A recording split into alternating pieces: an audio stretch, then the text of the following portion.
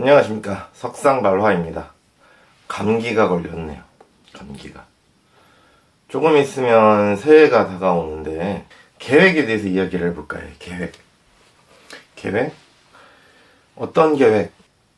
케이스 바이 케이스 사람마다 조금씩 다를 거라고 생각은 하지만 너희들도 나중에 커서 계획이라는 거, 꿈이라는 거 아마 세우게 될 거야.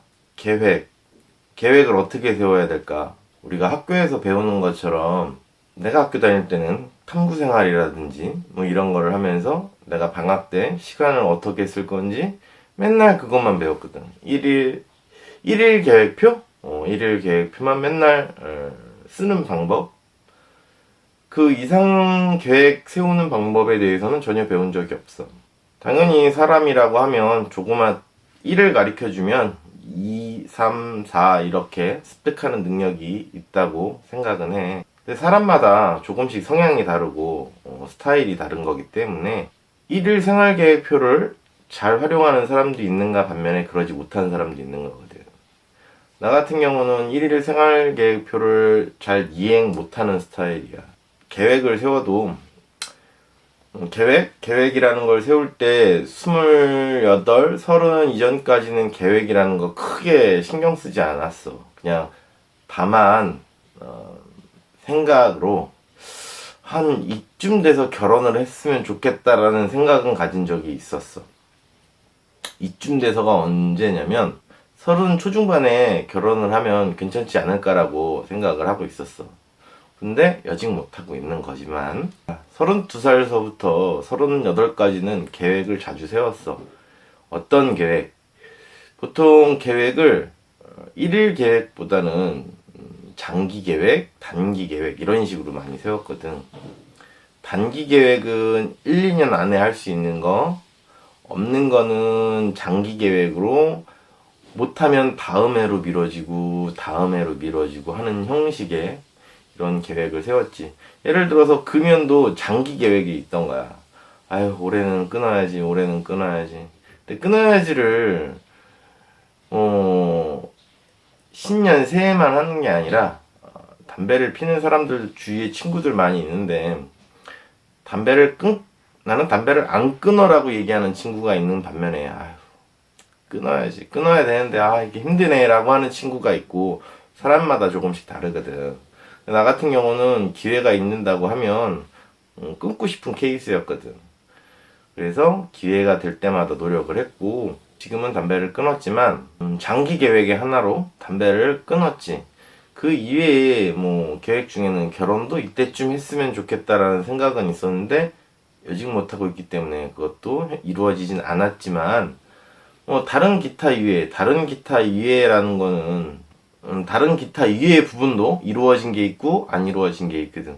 그거는 나중에 내가 결혼을 해서 나중에 이야기거리로 써먹도록 할게. 32살 때부터 계획을 장기 계획과 단기 계획으로 나눠서 실천을 한 거였거든.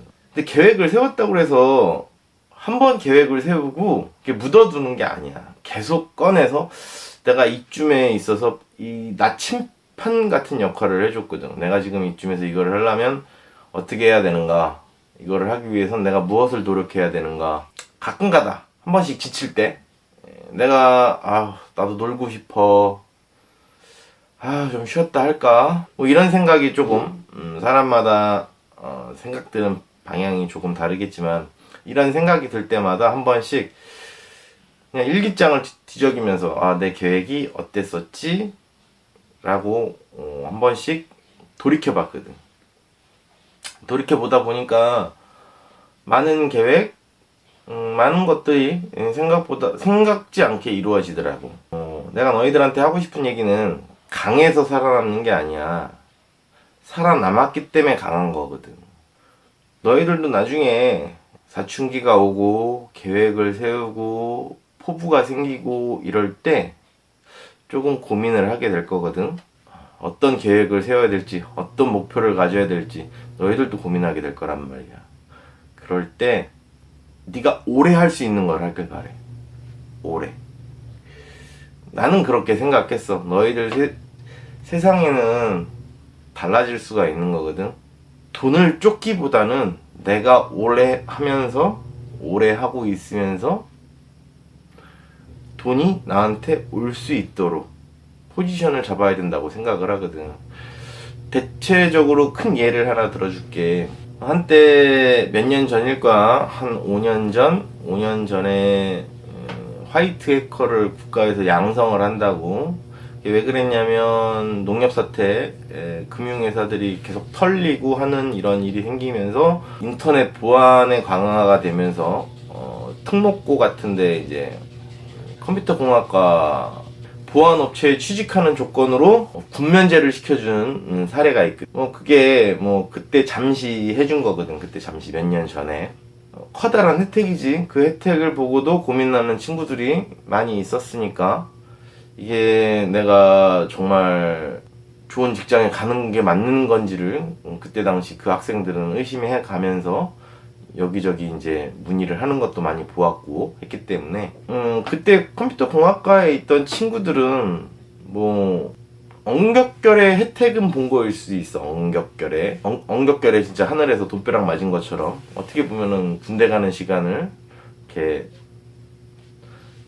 어차피 나라에서 인정해주고 군대를 안 보낸 거기 때문에 혜택을 받았는데, 근데 일반적으로 그런 혜택을 받기가 쉽냐 이거야.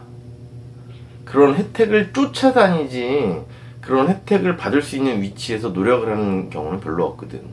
그 혜택을 받기 위해서 그 혜택을 쫓아다니면 쫓아다녔지, 그 혜택이 나에 맞는 포지션에 지금은 이런 게 사회적으로 부족한 것 같아, 내가 이쪽에 들어가면은 경쟁력이 있을 것 같아, 이런 생각으로 여기에 들어가는 게 아니라고 얘기를 하는 거거든. 레드오션이라고 해서 틈새 시장이 없느냐, 그건 아니야. 레드오션이라고 해도 틈새 시장은 난 분명히 있다고 생각을 하거든.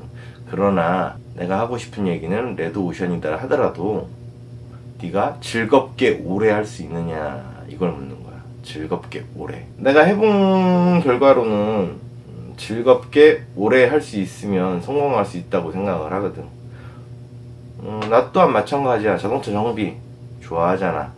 아직 자동차 정비를 떠나려고 하는 건 아니지만 어떻게 될지는 몰라. 그러나 자동차를 굳이 떠나고 싶지는 않고, 여직 한 20년 이상 써먹었으면 오래 써먹었다고 생각은 하거든. 근데 그거보다 더 자동차를 좋아하기 때문에 떠나고 싶지는 않아. 너희들도 나중에 직장을 구한다든지 계획을 세운다고 할 때 한 번쯤 생각해보는 계기가 됐으면 좋겠어서 이야기를 하는 거야. 오늘은 안녕. 구독과 좋아요 꾹꾹 눌러주시는 거 잊지 말고 알람 버튼 딸랑딸랑 눌러주세요. 그럼 안녕.